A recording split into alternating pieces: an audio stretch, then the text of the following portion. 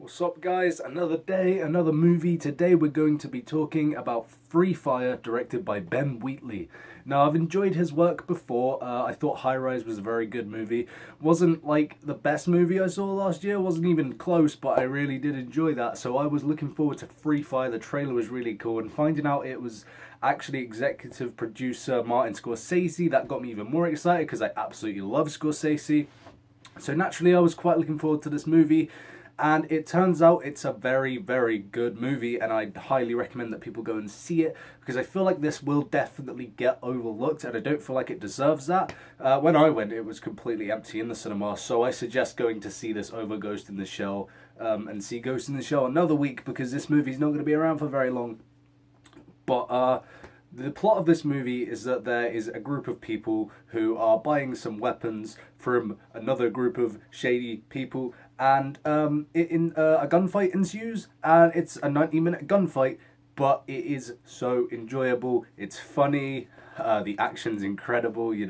When things are going down, they're going down, and it sort of keeps you guessing till the end as well. I mean, it does have that very Reservoir Dogs-esque vibe to it. I mean, the whole movie's set in one location. It's set in a warehouse.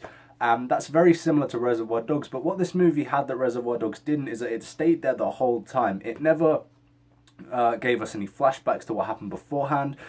So it could have been very easy to just copy Reservoir Dogs, but they had their own spin on this, and it was very good. The cast is so good as well.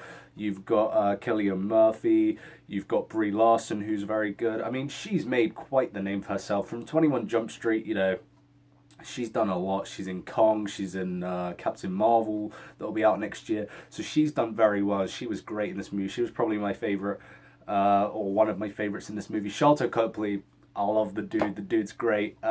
Since I saw District 9, I just fell in love with his performance, and I've loved him in every movie since. Elysium, Hardcore Henry. I think he is an awesome actor, and in this movie, he definitely is the standout, and you want to see more from him. He is like one of the main characters, of course, but you just, every time he's on screen, it's like, I'm really enjoying this movie. I'm really enjoying his performance, and it just kind of sucks when he's not on screen. The film doesn't suck. I'm just saying I'd like to see him on screen for the whole time. I love the guy. The guy just has such an energy on screen, and the accent really gets to me. I love it. I love it.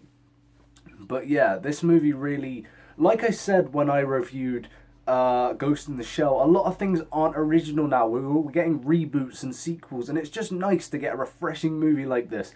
A movie that's completely original, and that we can go and see and enjoy for being original. And this movie really definitely is that. I mean, plot-wise, there's nothing entirely special. It's just the execution of it all. It's something so new and so fresh and so different that it was just so great to watch. This is one of the best ensembles I've seen on screen for such a long time. There are certain points where you'll be cracking up with laughter. There's certain points that actually feel really intense, and you're thinking, I don't know how the characters are going to get out of this situation.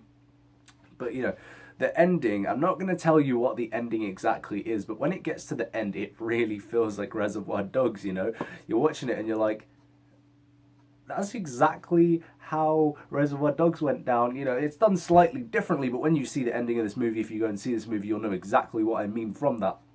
But what I also liked about this is that it's got a very realistic vibe to it. I mean, all the characters get shot so many times, so I mean, they probably wouldn't have survived as long as they did, but the realisticness of this movie is the fact that it's not like a fast-paced movie. It is at points, but it's like a lot of it's like slow, and it starts off very slow. The build-up, when they're buying these weapons and everything, it's slow, and then they start like with the shootout, and it's very slow. Bullets are flying slowly, people are firing bullets quite slowly, and it's very easy to just have a shootout with bullets flying around the screen and you don't know what's going on. But with this, you see every moment of it. There are certain points of emotion for characters that you feel. There are certain jokes that you definitely get to laugh at, because there's nothing that you can miss in this movie because it all happens in real time.